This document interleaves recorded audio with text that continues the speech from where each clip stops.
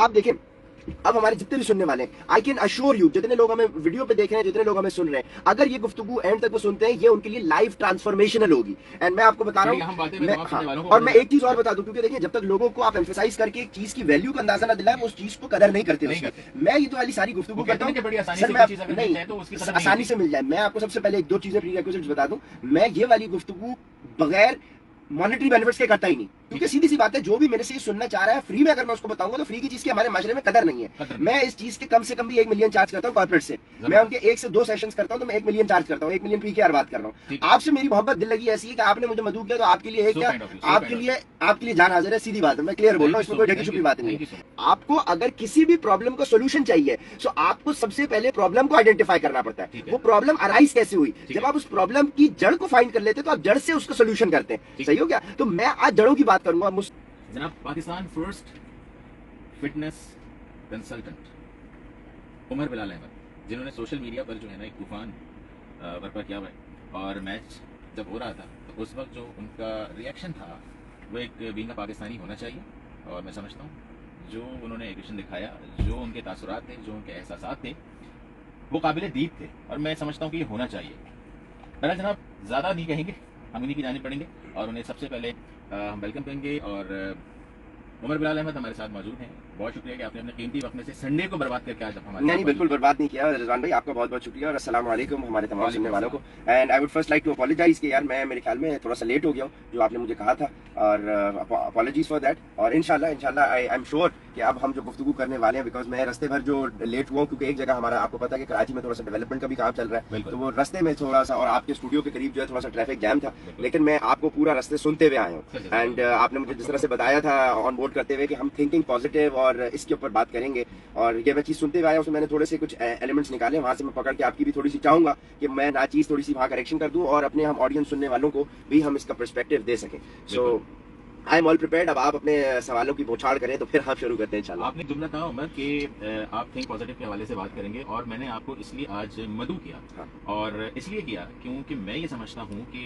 इस think positive पर जितना अच्छा आप बोल सकेंगे, जितना अच्छा आप रियलाइज कर सकते हैं, वो शायद बहुत कम लोग करते हैं। उसकी वजह यही है, और मेन वजह यह है कि मेरे प्रोग्राम का जो असल कंटेंट है वो आप जो डिलीवर करेंगे ना, वो बड़ा शानदार करेंगे, और आपसे जब सवाल करने का मजा आएगा और आपसे जवाब लेने का भी बहुत मजा आएगा। क्योंकि एक बात मैं आप तमाम सुनने वालों को बता दूं कि एक वक्त था, क्योंकि उमर बिलाल और हम लोग एक साथ एक निजी इदारे से वाबस्ता रहे, और उमर बिलाल माशाल्लाह माशाल्लाह मेरी ढेर सारी दुआएं हैं, और सबसे बड़ी बात उनकी वालिदा की, उनके साथ दुआएं हैं, उनकी वालिदैन की दुआएं हैं। और उमर बिलाल ने बहुत जल्दी अपने आप को ग्रो किया, क्योंकि वो एक तरफ बड़े फोकस होकर उन्होंने काम किया।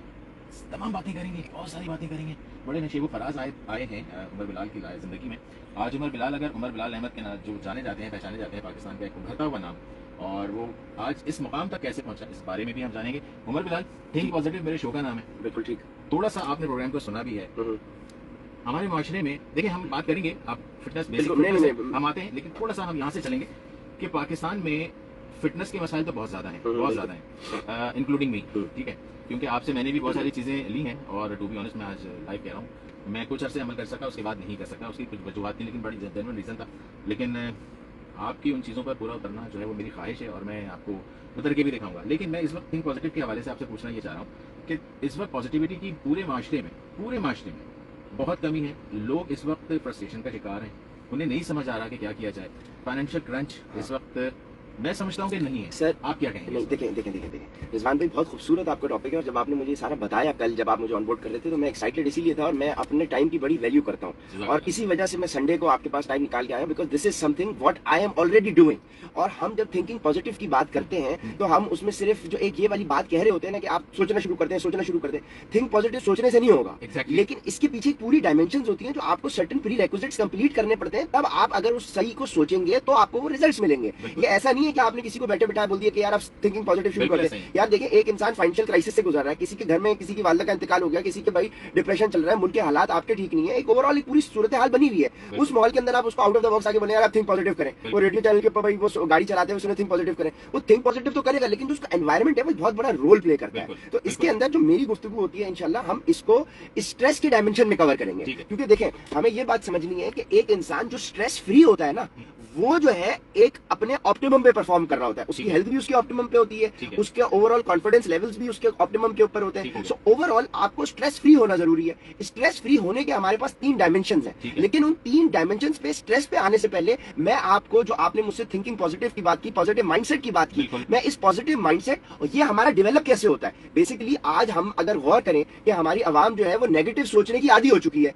तो वो कैसे आदी हो चुकी है नेगेटिव सोचने की, ये what is the reason behind it. क्योंकि आपको अगर किसी भी प्रॉब्लम का सॉल्यूशन चाहिए, सो आपको सबसे पहले प्रॉब्लम को आइडेंटिफाई करना पड़ता है। वो प्रॉब्लम अराइज कैसे हुई, जब आप उस प्रॉब्लम की जड़ को फाइंड कर लेते हैं तो आप जड़ से उसका सॉल्यूशन करते हैं। सही हो गया। तो मैं आज जड़ों की बात करूंगा। मुझसे बहुत सारे लोग अल्हम्दुलिल्लाह जो एक्नॉलेज करते हैं, वो रीजन ही यही है उसके, और मेरे क्लाइंट्स अल्हम्दुलिल्लाह मुझे बहुत ज्यादा पसंद करते हैं, मुझे मोहब्बत करते हैं, मोहब्बत के दर्जे तक मेरे क्लाइंट्स मेरे साथ हैं, क्योंकि मैं जो हूं उनके साथ जड़ के ऊपर बात करता हूं, मैं सरसरी बात नहीं करता। अब आप देखें, अब हमारे जितने भी सुनने वाले हैं, आई कैन अश्योर यू, जितने लोग हमें वीडियो पे देख रहे हैं, जितने लोग हमें सुन रहे हैं, अगर ये गुफ्तगू एंड तक वो सुनते हैं, ये उनके लिए लाइफ ट्रांसफॉर्मेशनल होगी। एंड मैं आपको बता रहा हूँ, और मैं एक चीज और बता दूं, क्योंकि देखिए जब तक लोगों को आप एम्फेसाइज करके एक चीज की वैल्यू का अंदाजा ना दिलाएं, वो उस चीज को कदर नहीं करते। मैं ये तो वाली सारी गुफ्तगू करता हूँ सर, मैं नहीं आसानी से मिल जाए। मैं आपको सबसे पहले 1-2 चीजें प्री रिक्विजिट्स बता दूं, मैं ये वाली गुफ्तगू बगैर मॉनेटरी बेनिफिट्स के करता ही नहीं, क्योंकि सीधी सी बात है, जो भी मेरे से सुनना चाह रहा है फ्री में अगर मैं उसको बताऊंगा तो फ्री की चीज की हमारे माशरे में कदर नहीं है। मैं इस चीज के कम से कम भी 1 मिलियन चार्ज करता हूँ कॉर्पोरेट से।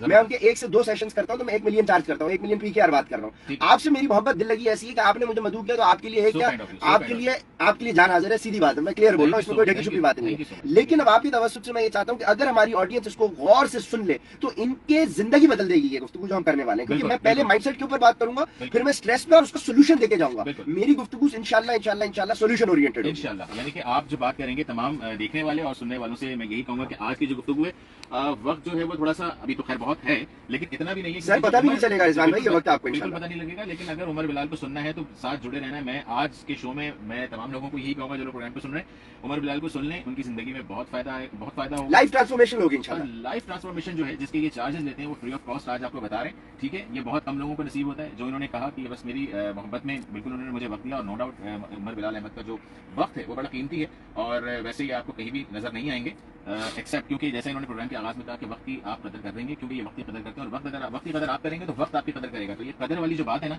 ये उसी फाइनेंशियल इश्यूज से जुड़ी है उमर बिलाल अहमद ने। और बहरहाल हम आगे चलते हैं और उससे हम मजीद जानेंगे। उमर बिलाल अहमद, सबसे पहले तो ये बताएं कि आज तो संडे है, आज आपने अपना संडे हमारे लिए खराब किया, इसके लिए बहुत बहुत शुक्रिया कि आप आए, और तमाम सुनने वालों के लिए उन्होंने अपना संडे खराब किया। ठीक है, तो संडे खराब करना जो है ना, आप कहेंगे यार तो क्या हो गया, आपके दिल में ये सवाल आ रहा होगा, तो क्या हो गया, तो क्या हो गया नहीं, मुझे एक बात बताएं कि जब आप ऑफिस नहीं जाते हैं तो शायद गालिबन जिस दिन आप छुट्टी करते हैं उस दिन आपको कितने मसाइल का सामना होता है, उस दिन की सैलरी आपकी डिडक्ट हो जाती है। तो ये ही वो कदर है जो इंसान करता है। तो उमर बिलाल आज हमारे साथ मौजूद है, फिटनेस पे बात होगी, लेकिन थोड़ा सा इन्होंने माशरे पे जब हमने बात की तो उन्होंने माशरे के बारे में भी बताया। फिटनेस के हवाले से हम सबसे पहले बात कर लेते हैं, बाकी दीगर बातें जो हम आगे बीच में अपनी गुफ्तगू के दौरान मैं थोड़ा सा क्रॉस करूंगा। लेकिन फिटनेस के हवाले से मैं ये जानना चाहूंगा उमर बिलाल अहमद, फिटनेस के हवाले से हमारे मुल्क के जो नौजवान हैं, आप तो बहुत कोशिश कर रहे हैं, सोशल प्लेटफॉर्म पे भी देख रहे हैं, चैनल्स पर भी हम आपको देख रहे हैं, बहुत अच्छा बोलते हैं, बहुत अच्छा बताते हैं आप। अच्छा, बहुत सारे लोग, एक बड़ी अच्छी बात बताऊं, उमर बिलाल अहमद के बारे में एक राय है कि उमर गुस्सा बहुत करते हैं, लेकिन मैं पहले उसको क्लियर कर दूं, उमर गुस्सा नहीं करते।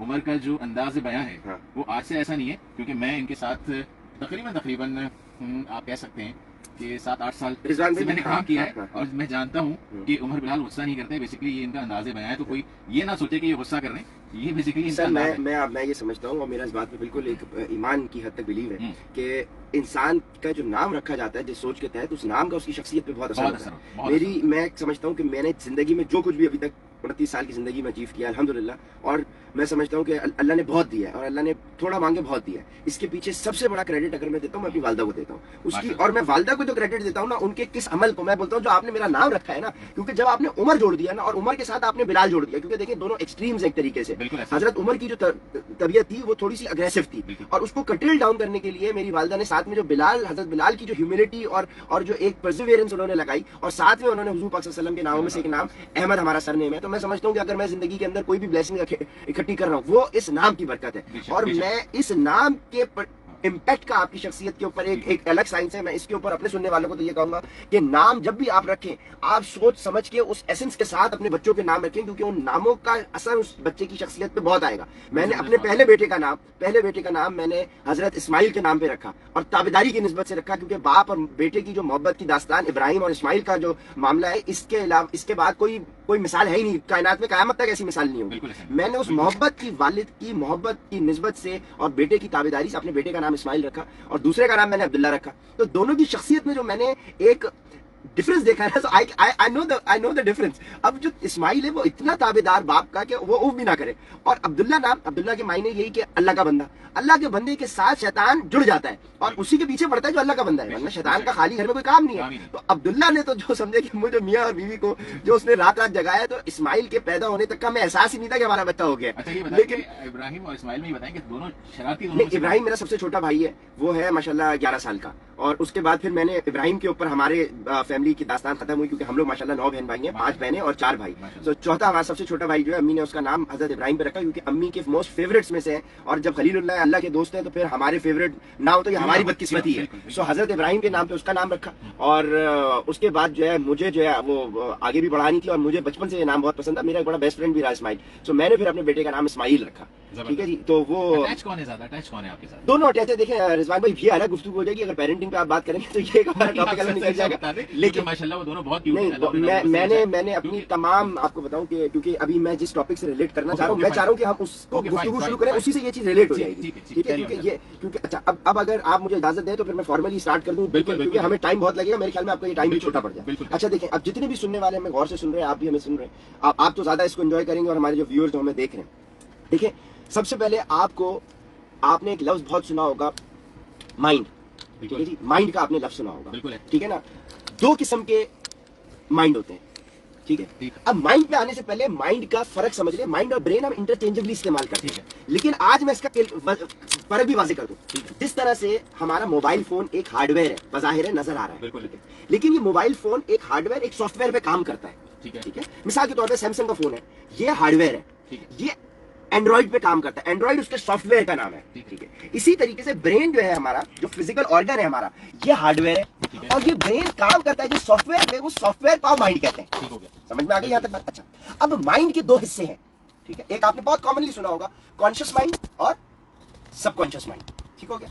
कॉन्शियस माइंड और सबकॉन्शियस माइंड को आपने बहुत गौर से सुनना है। मैं ठहराव के साथ बात करूंगा ताकि एक दफा में आपके अंदर चली जाए तो आपके अंदर उतर जाए, क्योंकि ये बहुत इंपॉर्टेंट है कॉन्शियस सबकॉन्शियस का फर्क समझना।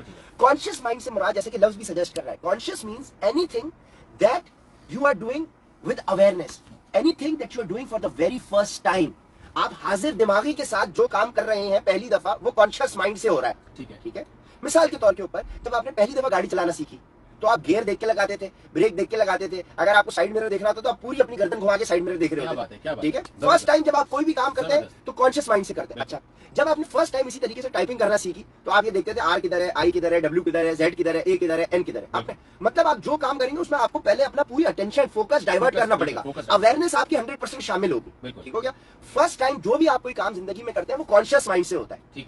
लेकिन जब तक कोई काम आप रिपीटेडली करें, Once you do 1 time, 2 times, 3 times, और वो रिपीटेडली एक काम आप बार करना शुरू कर दें, रिपीटेडली, ठीक है ना, बार रिपीटेडली आप करना शुरू कर दें, तो वो कॉन्शियस माइंड से निकलकर सबकॉन्शियस में फाइल स्टोर हो जाती है। ठीक है। अब सुने, अब बहुत इंपॉर्टेंट, सबकॉन्शियस के अंदर जब वो फाइल बन गई तो अब आप गाड़ी घर से चला के ऑफिस आए, लेकिन आपको इस बात का अंदाजा भी नहीं है आपने पहला गियर, दूसरा गियर, तीसरा गियर कब चेंज किया है, आपने ब्रेक रेस कब लगाई है, ये आपको मालूम नहीं है। ऑटोमेटिक पे काम चल रहा है, आपकी अवेयरनेस उधर शामिल नहीं है, लेकिन ऑटोमेटिक के ऊपर चल रही है। समझ में आ गई? That means you are not even aware of it and you are doing a certain thing.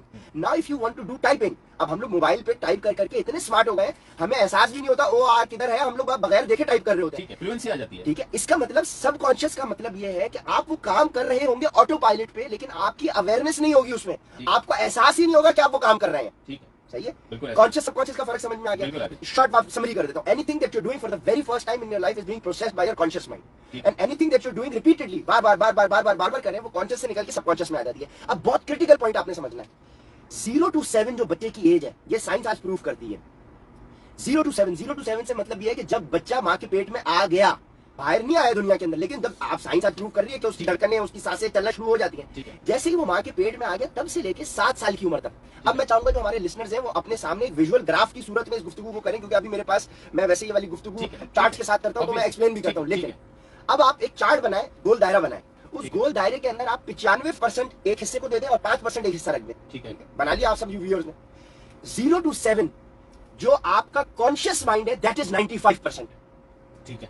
बिल्कुल हो गया। और समझ गया, कॉन्शियस माइंड 0 to 7 के अंदर 95% है। क्यों? क्योंकि एक बच्चा पहली दफा दुनिया में आया तो वो जो भी काम दुनिया में करेगा आके वो पहली दफा कर रहा है। बिल्कुल पहली दफा सही कर है। रहा है। 0 to 7 तक साइंस ये कहती है the brain of a child is like a sponge. Sponge क्या होता है? जो एब्जॉर्ब कर रहा होता है, बिल्कुल। एब्जॉर्बिंग मोड के ऊपर होता है। तो 0 to 7 तक 95% आपका ब्रेन कॉन्शियस माइंड होता है ठीक है। और 5% सबकॉन्शियस होता है। ठीक है। ठीक है। एंड बाय दैट अब ये आ रहा है critical point. By the time you are 30 and 35, 5% conscious रह जाता है और 95% सबकॉन्शियस हो जाता है। Very good. दैट मीन्स के 0 to 7 में anything that you are doing, आप कोई भी काम अगर कर रहे हैं तो गौर फिक्र करके, कोई भी बच्चा 0 to 7 के अंदर हर चीज देखभाल के बहुत क्रिटिकल, बहुत एब्जॉर्ब कर रहा होता है। बच्चा 0 to 7 में एब्जॉर्ब कर रहा होता है, बहुत गहराई से हर चीज को देख रहा होता है, फर्स्ट टाइम कोई काम कर रहा होता है। सही है। बिल्कुल। तो 0 to 7 में जो वो चीजें पकड़ता है, bye the time he is 30-35, 95% वो सबकॉन्शियस उसका एक्टिव होता है और 5% कॉन्शियस हो जाता है। 95% सबकॉन्शियस उसका 30 इयर्स की एज में एक्टिव है। दैट मींस कि 95% काम वो जो 30 साल की उम्र में बंदा अपने 24 घंटे के 95% जो काम दिन भर के कर रहा है, he is not even aware of his action and he is doing it.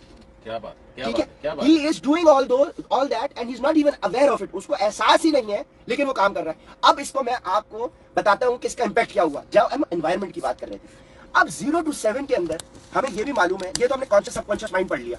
अब आपको ये समझ में आना चाहिए कि एक इंसान की शख्सियत, पर्सनैलिटी क्या होती है। पर्सनैलिटी को भी सादा अल्फाज में समझ ले। How would you react to a certain situation. ठीक है। आप किसी भी सूरत हाल में कैसे रिएक्ट करते हैं, ये डिपेंड करता है आपकी पर्सनैलिटी पे। ठीक है। ठीक है। आपकी शख्सियत पे। मतलब दो लोग लड़ रहे हैं, अब आप इनको चुप कराएंगे दो लोगों को, या ये दो लोग लड़ रहे हैं तो आप तीसरे इनके साथ लड़ेंगे। आपकी शख्सियत क्या है? ठीक है। आपकी पर्सनैलिटी क्या है? आप मोहब्बत करने वाले हैं, आप गुस्सा करने वाले हैं, आपकी पर्सनैलिटी क्या है? ये डिपेंड करेगा आपके माहौल पे। क्योंकि साइंस ये कहती है your personality is made up of your environment. ठीक है। यानी आपकी शख्सियत जो है वो आपके माहौल से बनती है। सही हो गया? ये मैं नहीं कह रहा, साइंस कह रही है। और एक अंडरस्टूड बात है कि आपकी शख्सियत यानी आपके थिंकिंग पैटर्न्स, आप क्या सोचते हैं, क्या करते हैं जिंदगी में, ये चीज डेवलप होती है किससे? आपके एनवायरमेंट से। तो अब हमें एनवायरमेंट को समझना है। एनवायरमेंट क्या होता है, यानी माहौल क्या होता है। माहौल के अंदर हमारे पास चंद फैक्टर्स आते हैं। ठीक है। हम माहौल को डिस्कस करते हैं, फिर मेरे ख्याल में आपको ट्रैक लेना है तो आप ट्रैक ले लें, या फिर हम अभी ट्रैक लेने बाद में माहौल को डिस्कस करें। बिल्कुल हम इस माहौल पर बिल्कुल बात करेंगे। हम यहीं से अपनी जो इस सिलसिले को हम जारी रखेंगे। और क्योंकि वक्त जो है वो